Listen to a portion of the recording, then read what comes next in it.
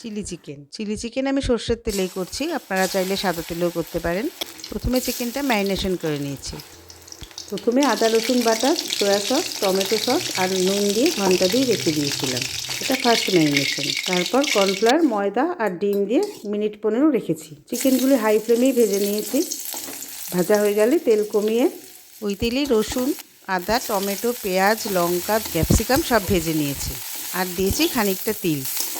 সবজি অনুযায়ী নুন দিলাম পরিমাণ মতো। হাই ফ্লেমে মিনিট খানেক সতে করার পর soya sauce, vinegar, green chilli sauce, tomato কেচাপের যে একটা মিক্সচার বানিয়েছিলাম সেটা ঢেলে দিলাম। এই পুরো রান্নাটাই কিন্তু হাই ফ্লেমে হবে। এরপরে দিলাম কর্নফ্লাওয়ার স্লারি। ভালোভাবে সব কিছু রান্না করার পর এখন ভেজে রাখা চিকেনগুলি এর মধ্যে দিয়ে দেবো।